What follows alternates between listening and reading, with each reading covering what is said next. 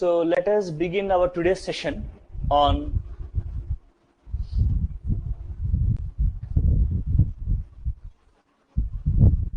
eigenvalues and vectors, also known as characteristic values and vectors.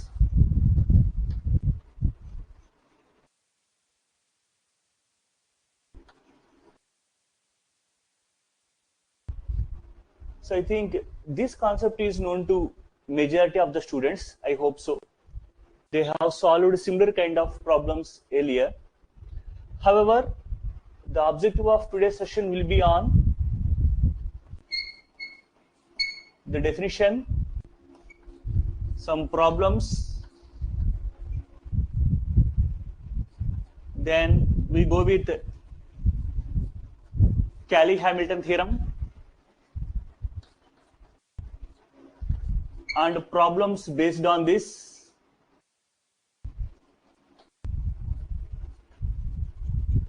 Also, we take the concept of diagonalizability.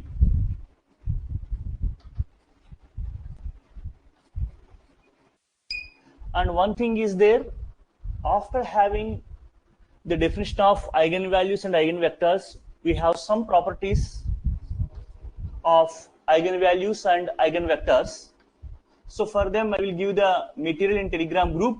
You can check for that properties. They are very easy to understand. Whenever you have a similar kind of problem to solve, there we will make use of these properties. So for properties, there is no need to take a separate class on it. So we mainly focus on these contexts, right? So let us begin our today's session. So we usually calculate eigenvalues and eigenvectors for square matrices only.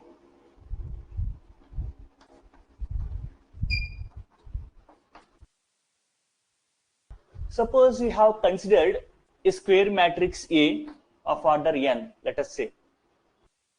So we say that a real number or complex number lambda is called an eigenvalue of A if there exists a non-zero vector x such that Ax equal to lambda x. In other words, Ax minus lambda x equal to 0 vector. So if you take x as common, it will be a minus lambda I of x equal to 0. So is the definition known to you? Say, or not known, right? So what is the geometrical significance of these eigenvalues and vectors? Can you say, any one of you? Because we have studied this topic earlier.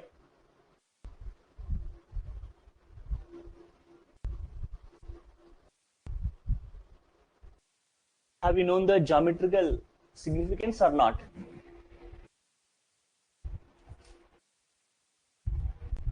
Any one of you?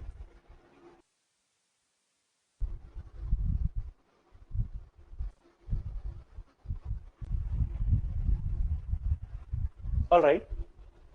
Then let us take a small example that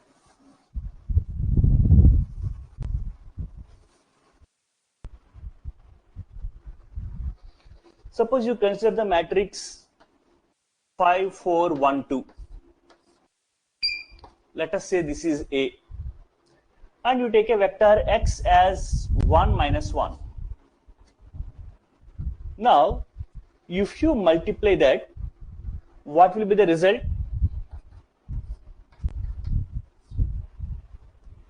Am I correct? On multiplication. Right. Similarly, take the same matrix 5, 4, 1, 2 and take the other vectors as 4 and 1. Now you multiply. What would be the result? It will be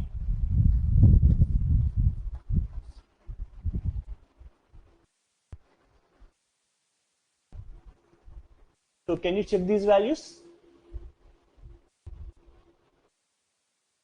Do you agree?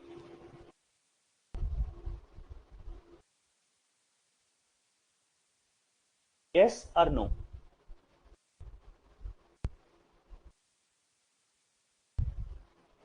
Please tell. Right. So here, if you observe the pattern, here you are writing in this way. So whenever you apply a matrix to the vector, the resultant is a scalar multiple of the given vector x. It means that after applying a matrix to the vector, the resultant is a stretched vector.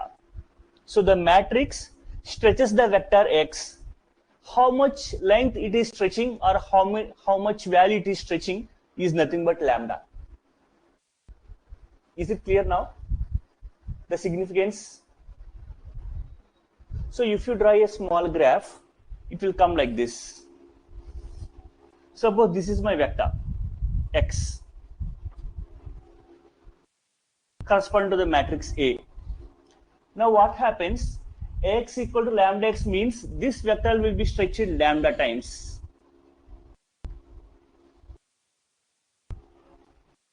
So this is the geometrical view. You can think about this eigenvector. Any questions?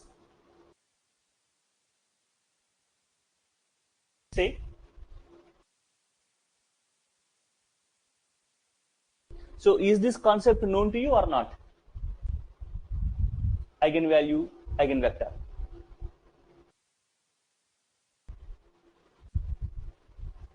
Are not known.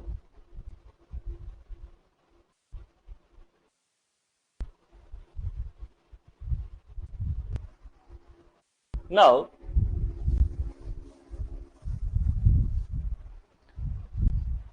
let us take the problems based on eigenvalues and eigenvectors, how we are going to calculate. So let us take the first problem. So for each model, I want to take one problem on it.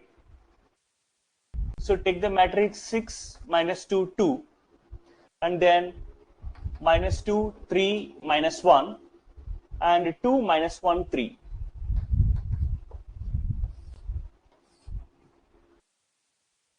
So if you take this matrix A, our question is find eigenvalues and eigenvectors.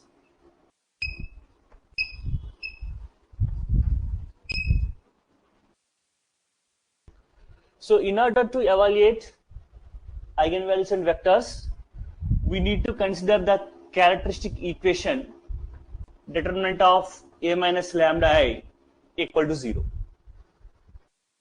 Now if you substitute the values there, it will be 6 minus lambda, minus 2, 2, minus 2, 3 minus lambda, minus 1, 2 minus 1, 3 minus lambda, determinant value is equals to 0.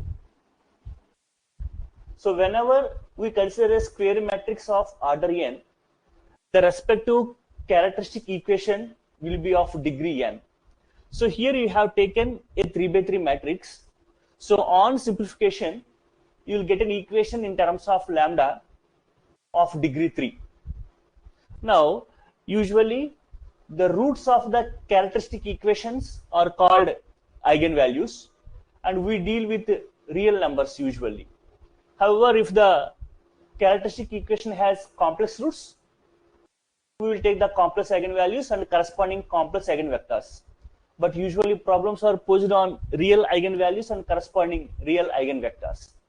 Since you know how to evaluate the determinant, so straight away I am going to write the equation. So if you simplify that, lambda cube minus 12 lambda square, then plus 36 lambda minus 32 equal to 0. Right.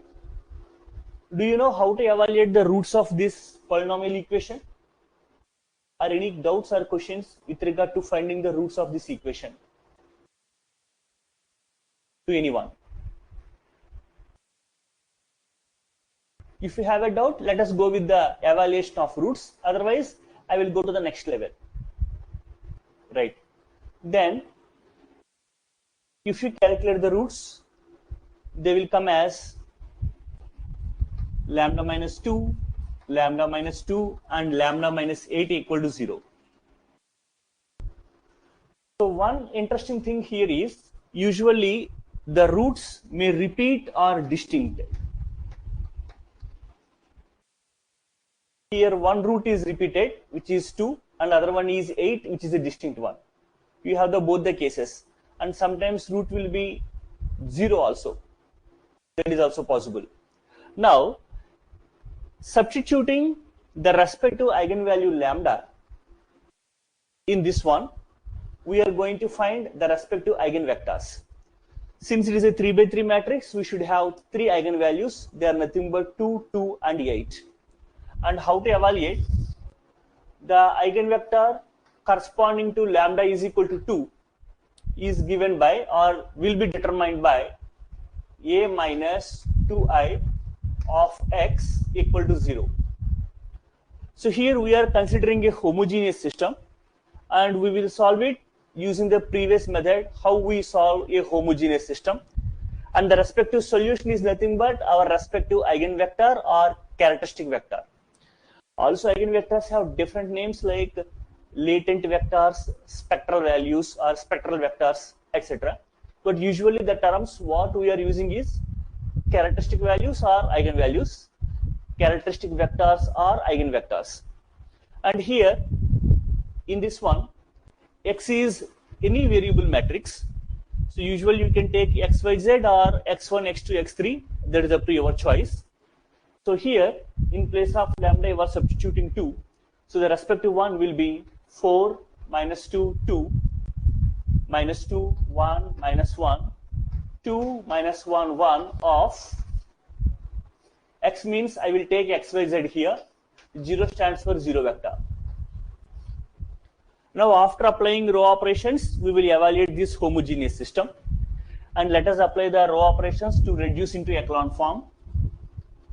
So R2 tends to 2R2 plus R1, R3 tends to 2R3 minus R1. Then it will be equivalent to 4 minus 2, 2, 0, 0, 0, and you have 0, 0, 0.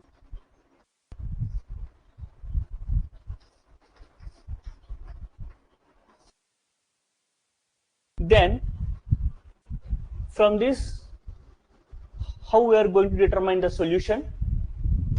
Number of solutions is equal to number of variables minus rank. So it will be 3 minus 1, 2 solutions, or 2 independent solution we can call. So let us take the constants as y is equal to k1 and z is equal to k2. Substituting from the first equation, we will get that 4x minus 2y minus 2z plus 2z equal to 0. From this, 4x minus 2k1 plus 2k2 equal to 0 implies x is equal to 1 by 2 into k1 minus k2. Now if we have written the corresponding eigenvector, it will come as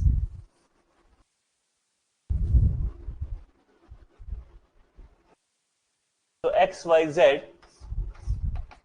is equal to 1 by 2 k1 minus 1 by 2 k2, k1 k2 on splitting k1 into 1 by 2 1 0 plus k2 into minus 1 by 2 0 1. If you choose the particular values for it, if you take k1 is equal to 2 and k2 is equal to 2, you will have a vector of the form like this: 1 2 0 and minus 1 0 2. So this is the vector you can take, the corresponding eigenvectors, but usually 1 by 2 1 0 minus 1 by 2 0 1 are the respective eigenvectors. Okay, is it clear? Any questions? So please take a note of it. After noting, please inform.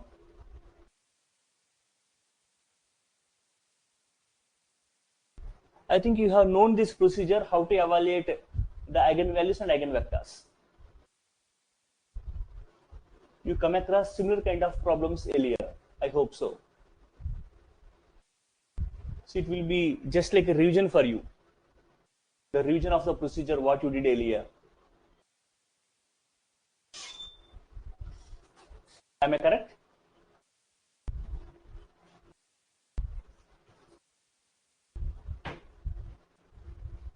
So any doubts with the procedure to anyone?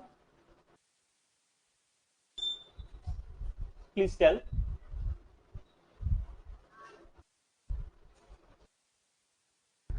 Right? Then, so we need to evaluate one more eigenvector corresponding to 8.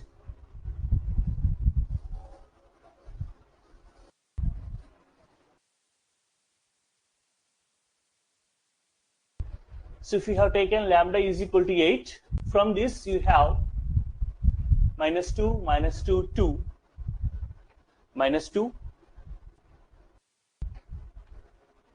minus 5, minus 1, 2, minus 1, minus 5.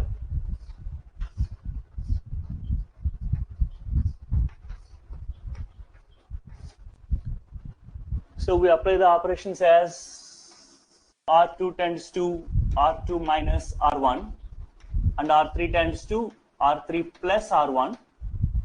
So from the coefficient matrix, it will be equivalent to minus 2, minus 2, 2, then 0, minus 3, minus 3, 0,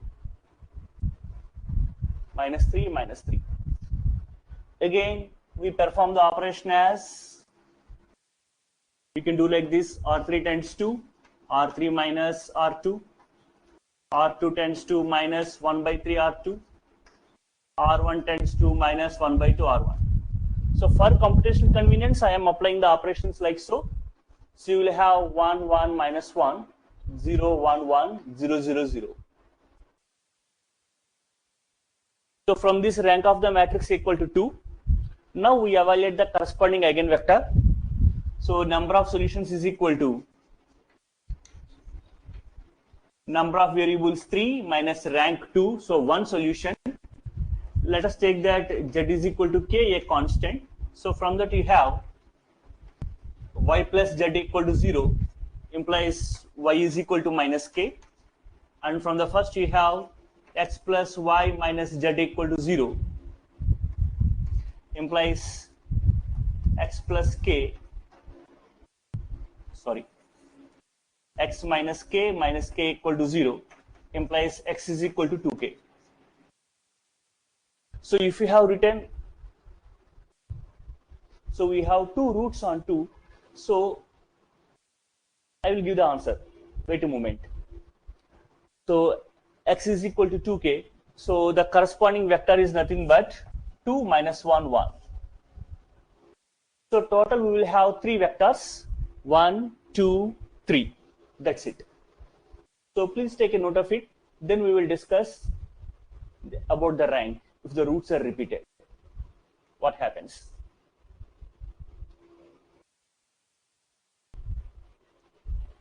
So one usual observation is, whenever an eigenvalue you got from the simplification of that characteristic equation, then depending upon the eigenvalues, you will get the corresponding eigenvectors. Since suppose you have the property like lambda is equal to 1, 2, 3, then for each eigenvalue we will get one eigenvector. So for lambda is equal to 1, you have one vector. For lambda is equal to 2, one vector. For lambda is equal to 3, one vector. So one value, one vector we will get usually. Now the thing is, whenever roots are repeated, so since 2 occurred here twice, so you should get 2 vectors usually. Sometimes it is possible, sometimes it is not possible. So that's why we give two interesting definitions here. One, algebraic multiplicity, and the second one, geometric multiplicity. So what does it mean? After finding the eigenvalues, we will check the multiplicity of each value. So here 1 occurred once, so algebraic multiplicity of 1 is 1. Algebraic multiplicity of 2 is 1. Algebraic multiplicity of 3 is 1. So algebraic multiplicity is nothing but a value happened as a root for how many times. And geometric multiplicity means after substituting lambda is equal to the respective value in the homogeneous system, and you have found the corresponding eigenvectors.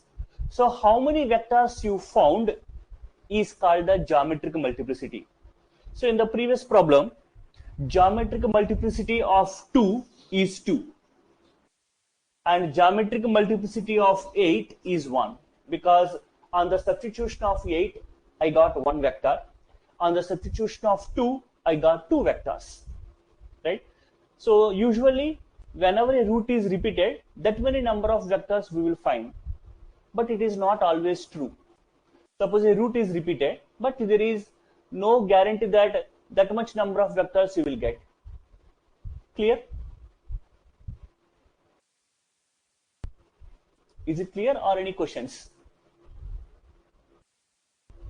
So any other doubts to anyone about this concept?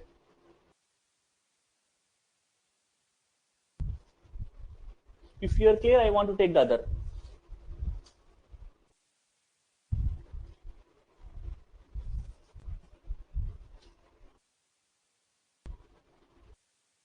If everyone is clear with the procedure, then I want to take the other one. Other model, I mean.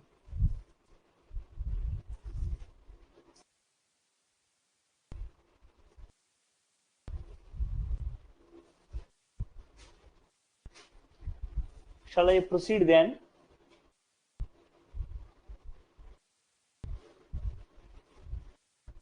Okay. Now, while evaluating the determinant of a minus lambda I, you can apply the row operations for the simplification in the evaluation, or you can do the regular way of calculating the determinant. And sometimes I will give one formula. If it is useful to you, you can make use of that occasionally. So one thing is, whenever you have a 3 by 3 matrix, I am giving the formula for 3 by 3 matrix only. So for the, suppose we have a square matrix of order 3 by 3, and you are going to calculate the determinant of a minus lambda I, and what are the coefficients of lambda there. Always we can say that you will get lambda cube. Always the coefficient of the power will be 1, highest power. And if you observe that generally symbols will come with alternative signs, plus, minus, etc. Now the formula here is, if we have taken the square matrix as capital A is equal to A11, A12, A13, A21, A22, A23, and A31, A32, and A33. So if you evaluate determinant of A minus lambda I, this is one useful formula to you, and it is given by lambda cube minus trace of A into lambda square plus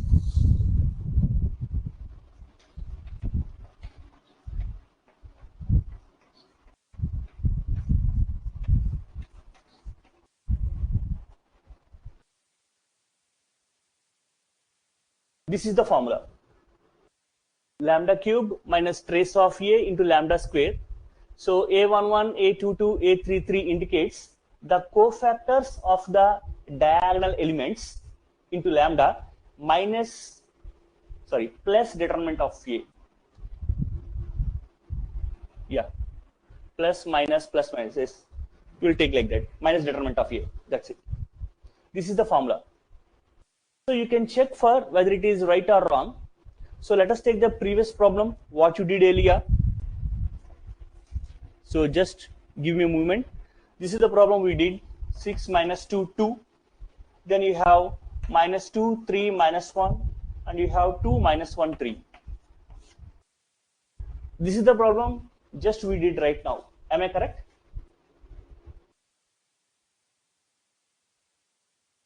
Right. Now, let us apply the formula here. So lambda cube minus, you know what is meant by trace? Nothing but sum of the diagonal elements. So 6 plus 3, 9, 9 plus 3, 12, 12 lambda square plus sum of the cofactors. So if you close 6, what will be the corresponding cofactor? It will be 10. Sorry, 9 minus, it will be 8. Then if you close this diagonal element, what will be the corresponding value? Minus 6 plus 2, so minus 4. Then closing the third diagonal element, you will have the value 18 minus 4, 14.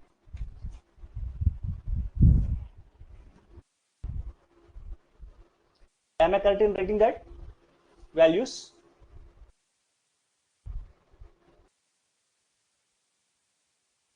Sorry. 18 minus 4, 14.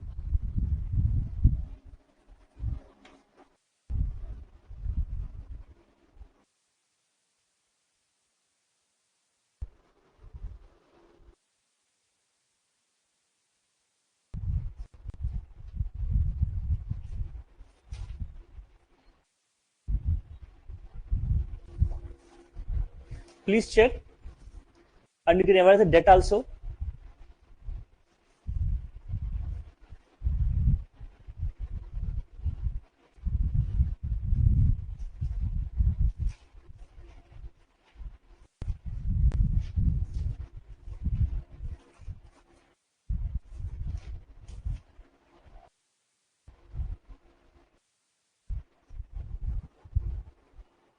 Yeah.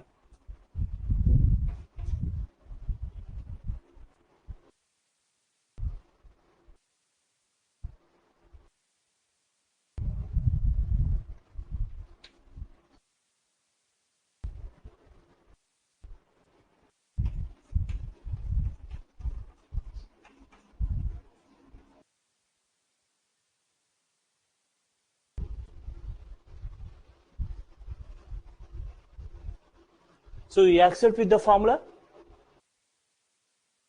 lambda cube minus trace of A into lambda square plus cofactors of the diagonal elements into lambda minus determinant of A. That was the formula. Okay. So whenever big values are there in the entries of the matrix, there you can make use of this formula. Apart from the calculation of regular determinant where lambda sign is there, so it is useful to calculate determinant of A minus lambda A. So any questions over this formula to anyone?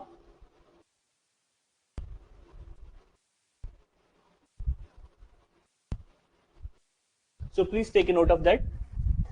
Then we will go with some application problems of these eigenvalues and eigenvectors.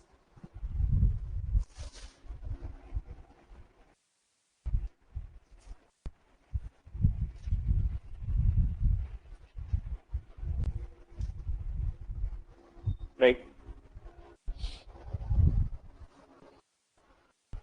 So one interesting thing here is, while going with the application of eigenvalues and eigenvectors, one property is diagonalizability.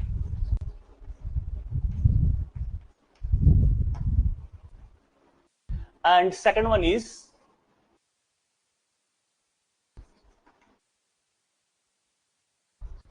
finding powers of a matrix.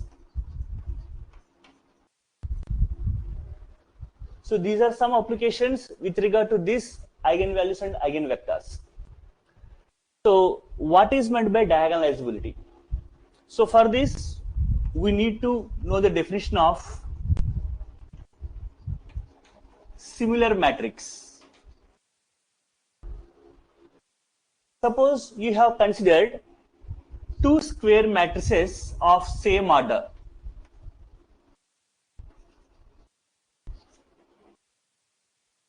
We say that B is similar to A if there exists a non-singular matrix P such that B is equal to P inverse AP. So this was the definition for the similar matrices. Is it known or not known? Otherwise, please take a note of it. What is meant by similar matrix? So here P is a non-singular matrix. You need to evaluate the value of P so that if you multiply the three values P inverse A and P, you will get the matrix B. Now what happens if the matrix B is a diagonal matrix? It means that the entries in the B are only diagonal elements. Elements except the diagonal are 0. So B will be of the form some value here 0 0 0 diagonal element 0 and 0 0 diagonal element.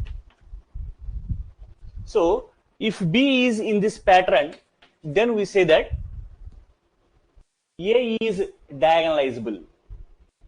So you are going to represent P inverse AP as a diagonal matrix, and we say that the matrix A is diagonalizable.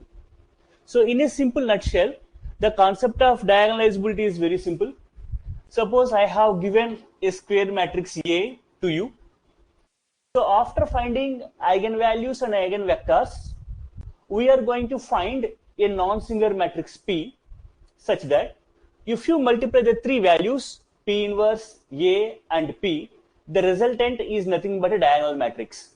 So you are going to have the thing as P inverse AP is equal to D, where D is a diagonal matrix. And obviously the diagonal entries or diagonal values of D are nothing but the eigenvalues.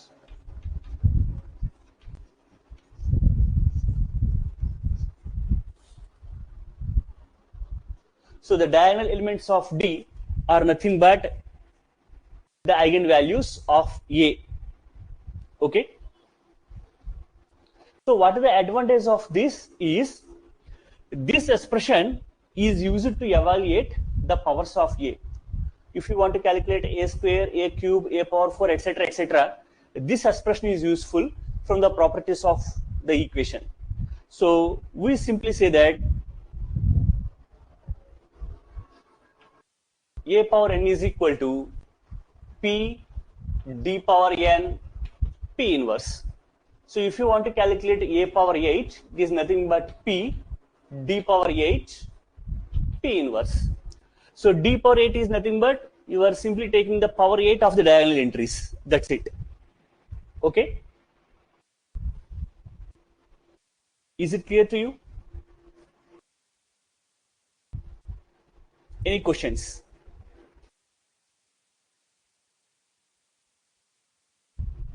Right. Now, the matrix P which you are using is called as model matrix or spectral matrix. We call it as model matrix or spectral matrix, the non-singular matrix what we are taking. Now, let us take one problem on this concept, the diagonalizability. So, whenever a matrix is given to you, how to check whether it is diagonalizable or not? It means that we are able to find a non-singular matrix P such that P inverse AP is equal to D, the diagonal matrix. So for this, once the square matrix A is given, we will go for determinant of A minus lambda I and we check for lambda values. If all the lambda values are distinct, then we can say that the given matrix is diagonalizable, right? However, if some values are repeated, then we calculate the algebraic multiplicity and geometric multiplicity for each value. If they are equal, then we say that it is diagonalizable. Let me say, suppose you got lambda values as 3, 3, 4, 9. So here, if we calculate the algebraic multiplicities, for 3 it is 2, for 4 it is 1, for 9 it is 1. Because 3 occurred twice, 4 occurred once, and 9 occurred once. And if we calculate the geometric multiplicity, let me say, for 3 it is 1, for 4 it is 1, for 9 it is 1. That means after substituting lambda is equal to 3, if we have solved the homogeneous system, you got only one vector while substituting lambda is equal to 3. So geometric multiplicity of 3 is 1. So if you compare algebraic multiplicity as well as geometric multiplicity for each eigenvalue, so 1, 1, 1, 1, here 2 it is 1. So it is not equal for one value. Therefore, the given matrix is not diagonalizable. So in this way, we give the justification that whether it is diagonalizable or not. Okay. Any questions?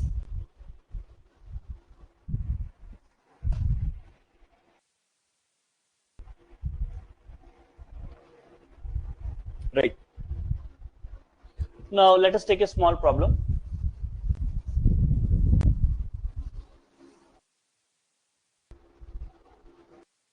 Suppose you have taken the square matrix A as minus 2, 2, 3, 2 minus 3, 2, 1, minus 6, and then minus 1, minus 2, 0. Right. So you obviously calculate determinant of A minus lambda equal to 0. You know how to evaluate the value. So if you simplify that, you will get the values of lambda as minus 3, minus 3, 5. So is it necessary for you to compute the respective eigenvectors as usual, or can I write the vectors straight away? Please tell. Can I write the vector straight away, or you want me to compute it?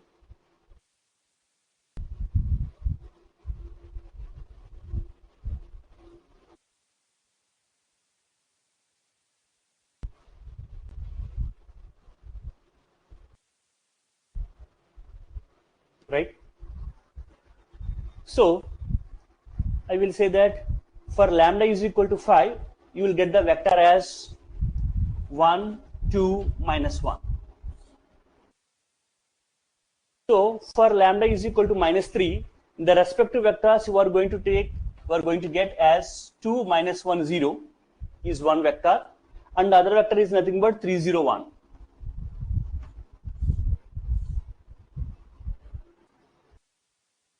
So these are the respective eigenvectors. Fine. Now, how to write the model matrix? The model matrix P will be written as whatever the eigenvectors order you take, that don't mind. So we just write those vectors as columns of the matrix. So the corresponding model matrix P is nothing but 1, 2, minus 1, 2, minus 1, 0, 3, 0, 1. So the eigenvectors are straight away taken as columns of the matrix, and that resultant matrix we call it as the model matrix or spectral matrix, which is used to make the given matrix as diagonalizable. So if we evaluate the determinant of P, so and this value is nothing but minus 8. You can check for that. Since determinant is not equal to 0, it is a non-singular matrix.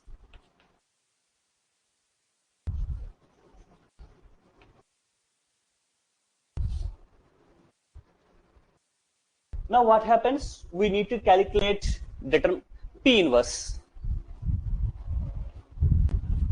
So P inverse is nothing but 1 by determinant of P into adjoint of P. So 1 by minus 8 into, you know how to calculate adjoint of P. I will write the value straight away. So minus 1, minus 2, 3. And then you have minus 2, 4, 6. And minus 1, minus 2, minus 5. This was adjoint of P. So this is the value of P inverse. And what you are doing, if you calculate P inverse A P, it is nothing but minus 1 by 8 into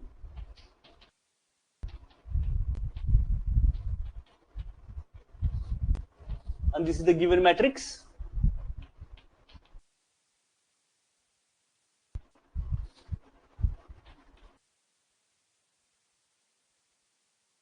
Dot the third matrix will come P.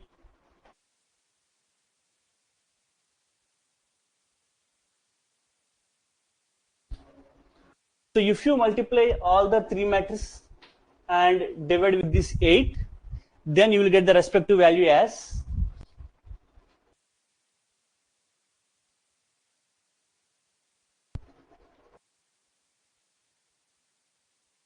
so whatever the order may be for the diagonal elements, you should get the three eigenvalues here.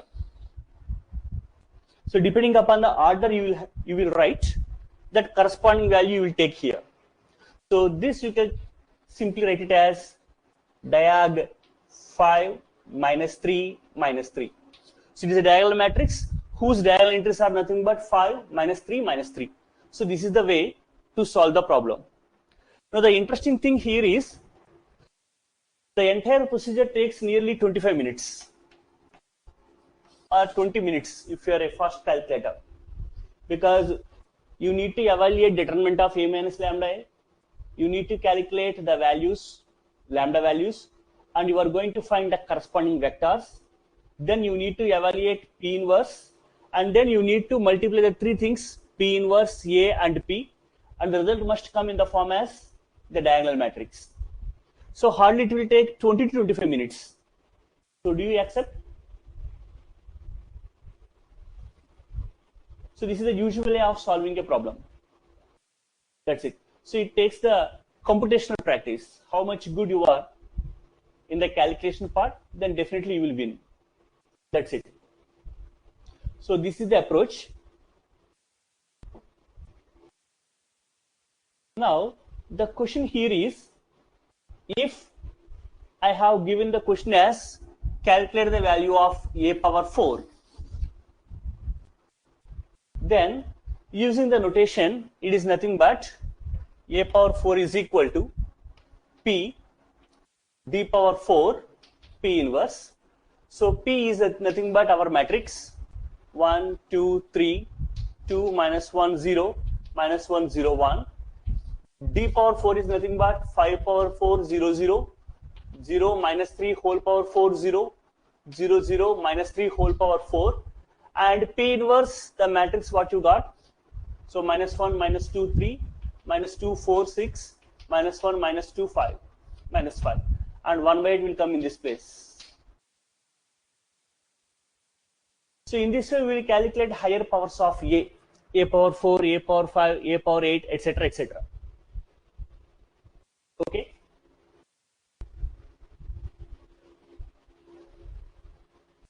So any other questions to anyone?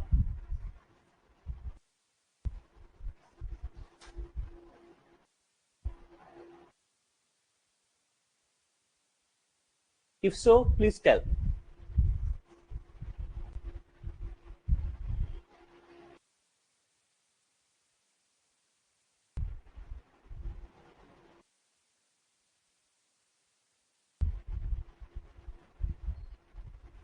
So I want to take one counter example so that the given matrix is not diagonalizable. So can I take that one?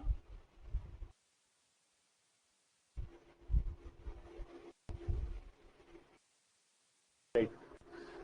So may I know anybody has any queries with regard to the so-called procedure described, or is that clear? The diagonalizability concept.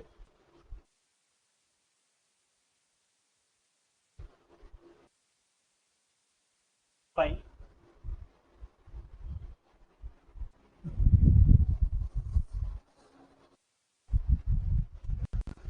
So let us take the matrix that 2, 3, 4, 0, 2, minus 1, and 0, 0, 1.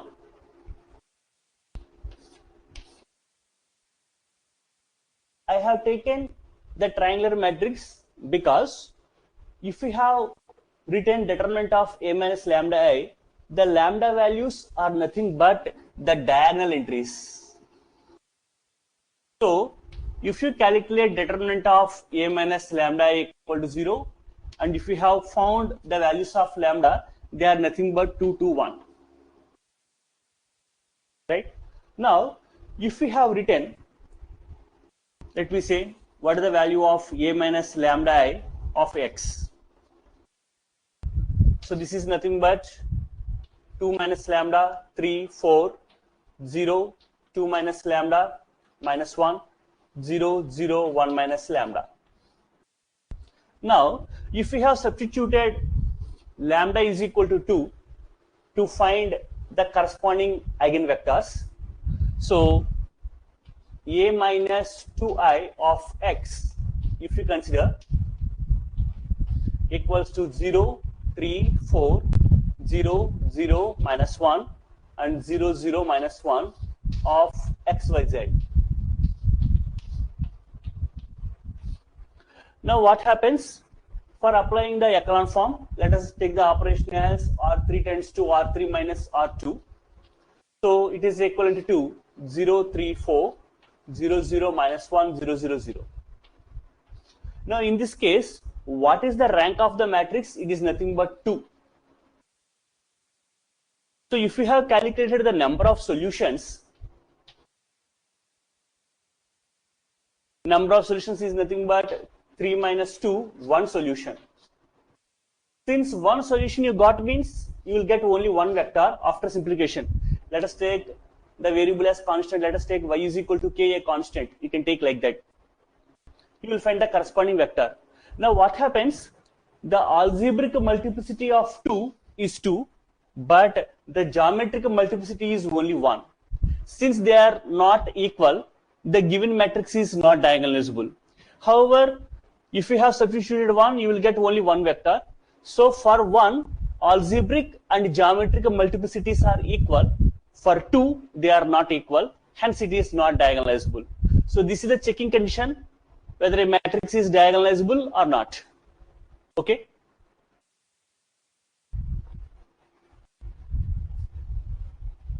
Any other questions, please?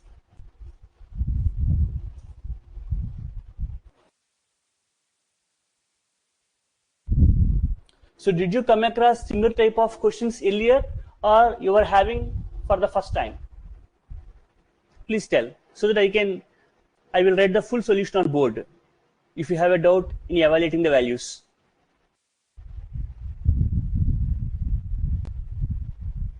So is everyone clear with these concepts? Have you learned them earlier or now only?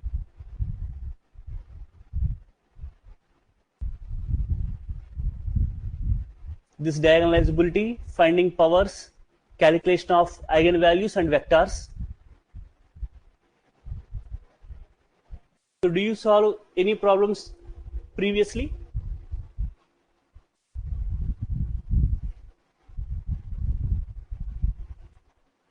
Okay. So is this sufficient, or you want to go for more elaboration?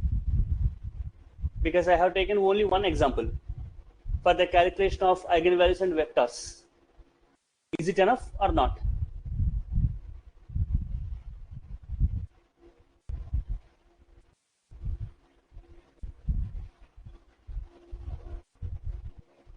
Definitely, I will give so many problems as a practice. Don't worry. For the calculation of eigenvalues and eigenvectors, I will give the practice. Mostly tomorrow I will give the practice for you. Okay. So I just want to go for one small concept, that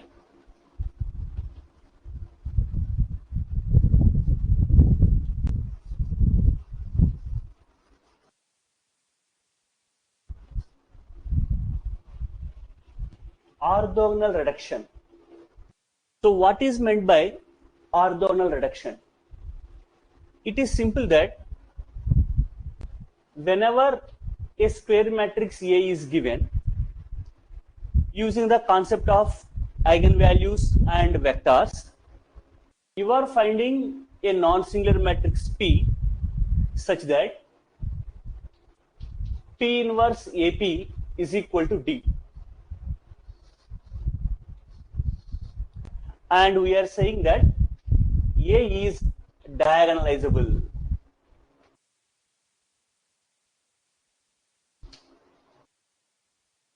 And we are calling this matrix P as model matrix or spectral matrix. Now, what happens? The matrix P, what we have taken, is an orthogonal matrix.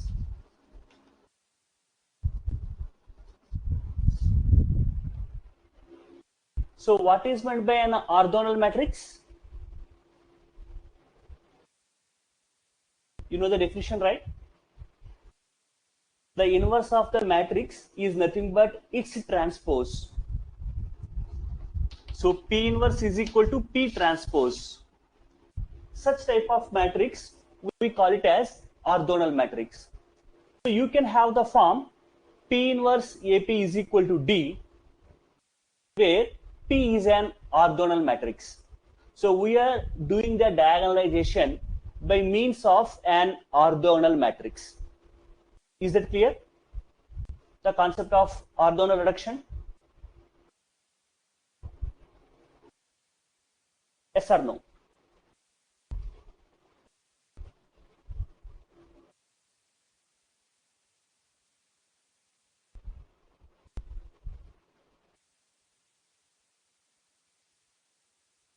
Clear or not clear?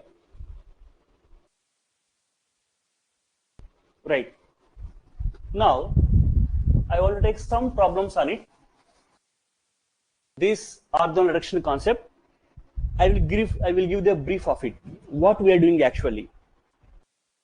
Suppose you take the matrix 1 0 0, 0 3 minus 1, and 0 minus 1 3. This is A. Now you can find the eigenvalues by writing the characteristic equation. Here the lambda values are nothing but 1, 2, and 4. And I am going to write the corresponding vectors also: 1 0 0, then 0 1 1, and then 0 minus 1 1.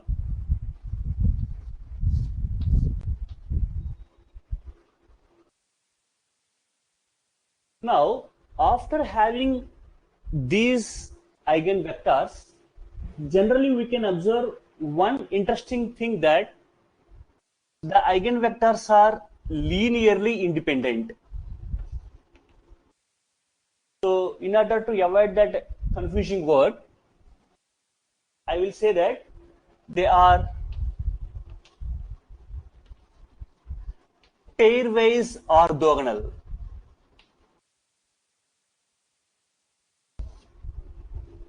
So what does it mean? If you take any two of them, the dot product is 0. So if you multiply these two, 1 into 0, 0 into 1, 0 into 1, the value is 0. If you take these two, the value is 0, the dot product value. If you take these two, the dot product value is 0. Accepted? Did you notice that?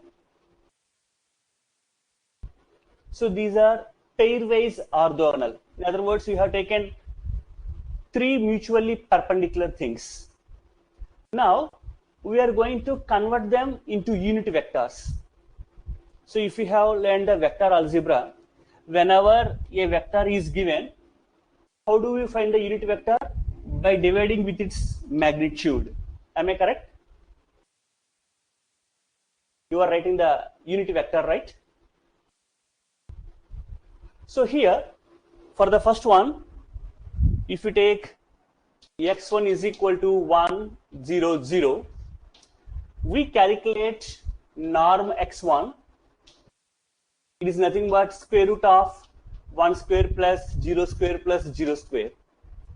So nothing but root 1, 1. So we will take the value as x1 by norm x1. So if you calculate norm x2, it is square root of 0 square plus 1 square plus 1 square. It will be root 2.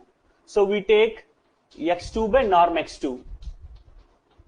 So it will be 1 by root 2 into 0, 1, 1.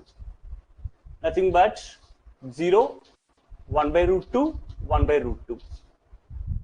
Is it clear how you are writing the unit vectors?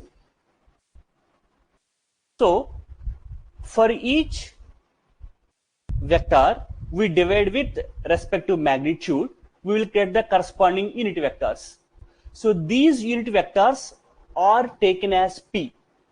So here we will write P as 1, 0, 0, 0, 1 by root 2, 1 by root 2, and again you have 0, minus 1 by root 2, 1 by root 2. So this is our required orthogonal matrix P. Okay.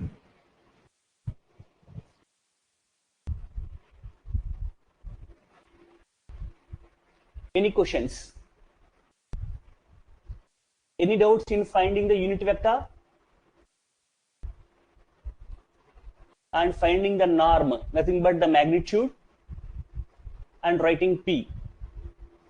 Since this is an orthogonal matrix, if you calculate its inverse, it is nothing but its transpose.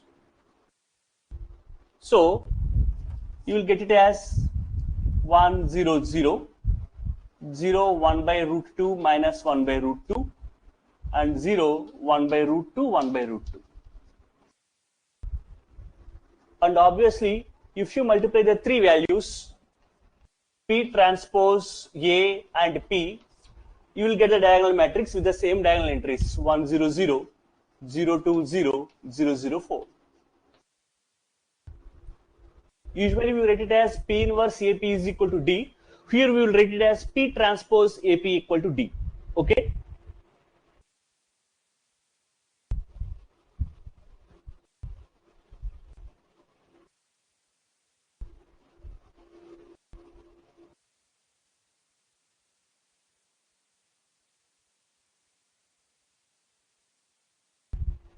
Is it fine? Any questions?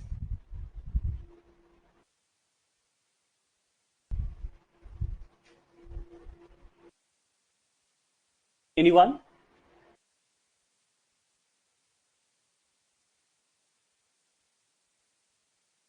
Since it is orthogonal matrix, P inverse is nothing but its transpose. That's why we are normalizing this part. Please understand.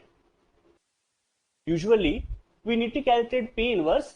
Since P is orthogonal matrix, the inverse is nothing but transpose. That's it.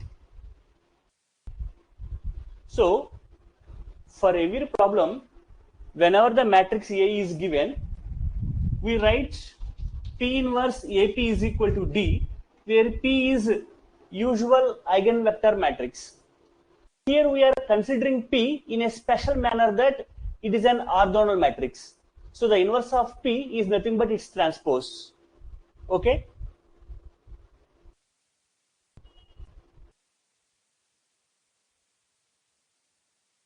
Is it fine? Right?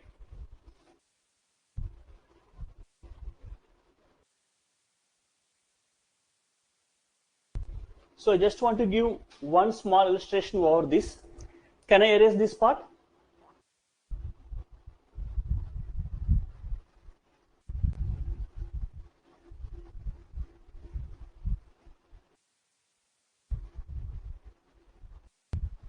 Okay.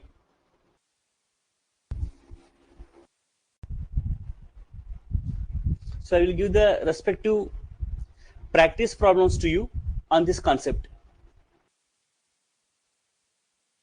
Then I want to take the concept of Cayley-Hamilton theorem.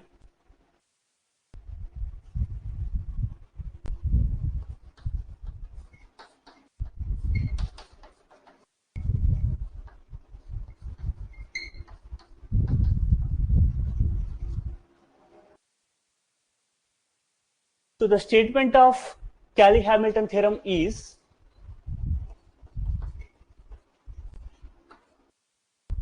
every square matrix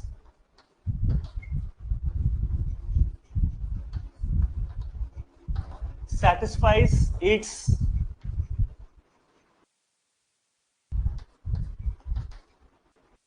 characteristic equation.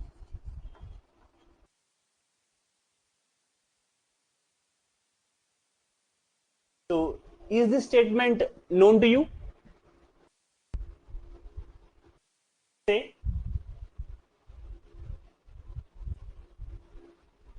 Otherwise, please take a note of it. So what does it mean? Suppose I have taken a square matrix A.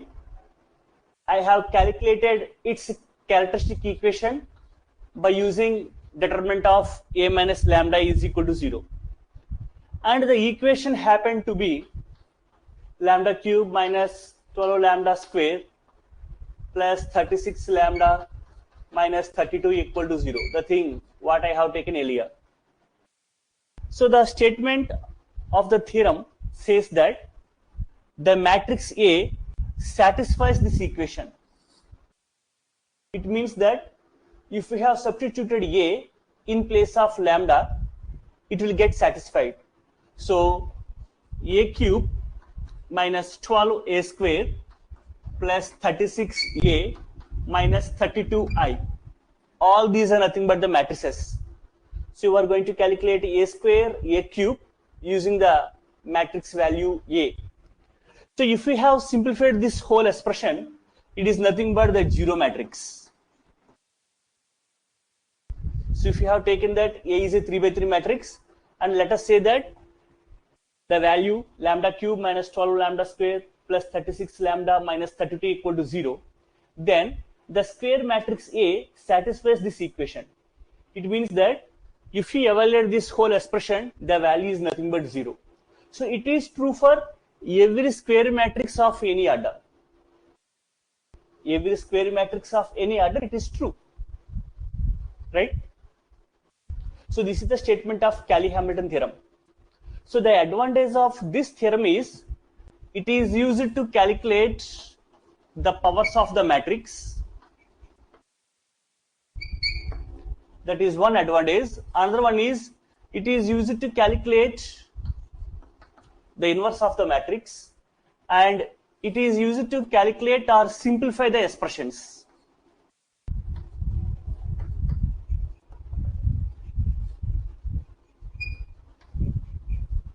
And some miscellaneous concepts are also there. While solving the problems on UPSC, you can check for it. So the usual applications are these three: finding powers of a matrix, calculation of A inverse, and simplifying the expressions. Okay? Is it clear? So please take a note of it. Randomly, I will take one problem, which gives you a good idea to you. I think one problem is enough on this concept because we have done earlier similar problems.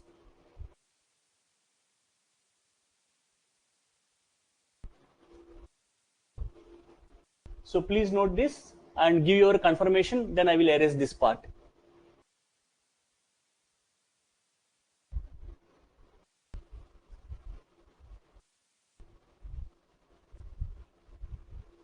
Right.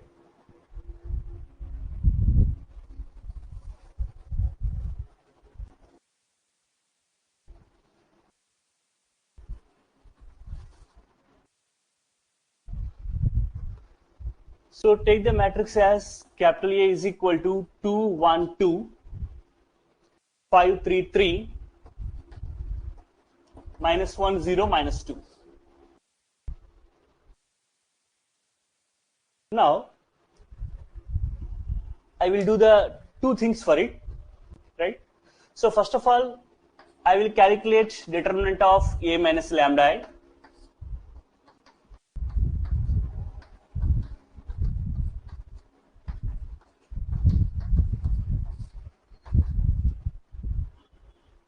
So if you simplify this expression, the value is lambda cube minus 3 lambda square minus 7 lambda minus 1 equal to 0. Since you know how to evaluate the debt, I am skipping that part. Okay. So is it necessary for you to evaluate the determinant? Right. Now, as per Cayley-Hamilton theorem, we say that a cube minus 3a square minus 7a minus I equals to the zero matrix. So is it true or not? Let us check for once. So since a is given, if you simply calculate a square, a into a, nothing but, you will get the value as 7, 5, 3, 22, 14, 13, 0, minus 1, 2. And if you calculate a cube, nothing but a square into a, then you will have the value 36, 22, 23, 101, 64, 60, then minus 7, minus 3, minus 7. Now what you are going to do, in this expression you are substituting the values, so you are considering the LHS of it.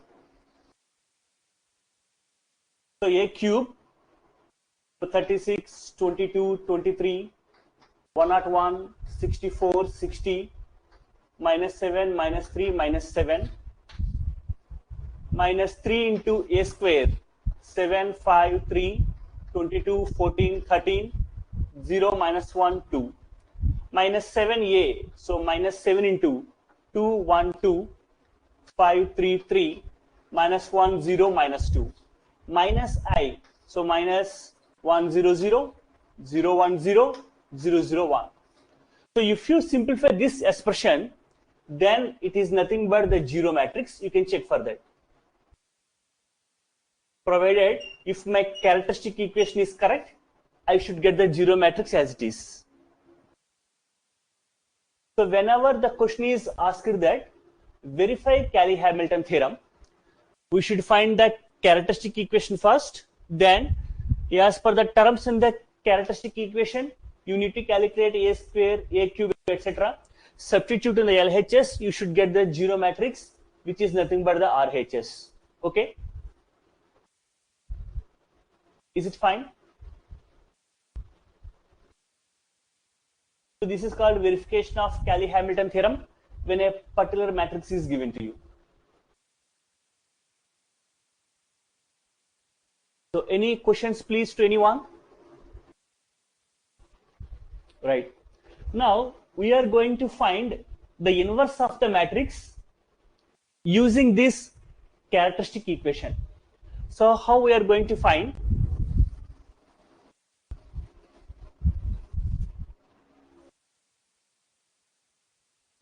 You consider this equation a cube minus 3a square minus 7a minus I equal to 0. So for finding A inverse, always we do that. Whatever the value is there for I, we take it to the right side. So you have a cube minus 3a square minus 7a is equal to I. Now multiply both sides with A inverse. You have a square minus 3a minus 7i is equal to I into A inverse is nothing but A inverse. So if you substitute a square and a and 7i here, you will get the value of A inverse. Yes, for characteristic equation, we can use the formula.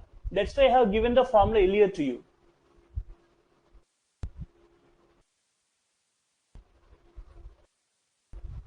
lambda cube minus trace of a into lambda square plus cofactors of a into lambda minus determinant equal to 0. That formula you can use for finding characteristic equation. Then calculation of these things will be easy for you. Agreed? That's it.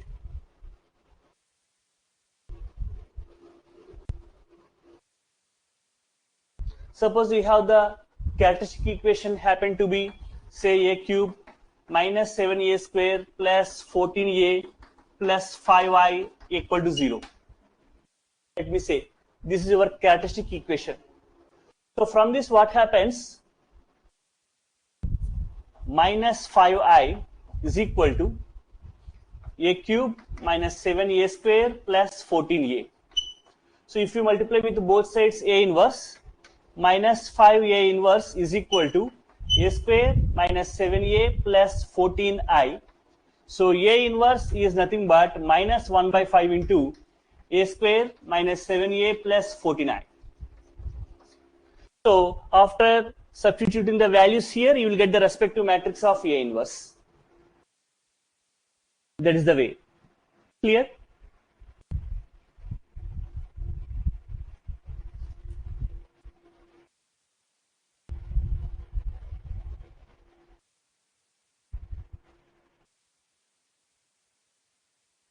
Any more questions to anyone?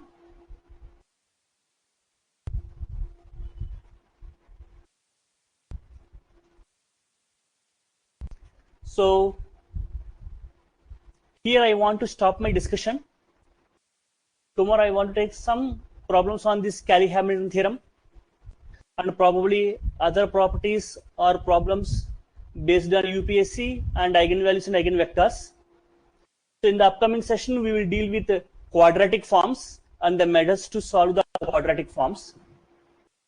So in one way, we can conclude matrices at that moment. Then we start with vector spaces, which is second part of linear algebra.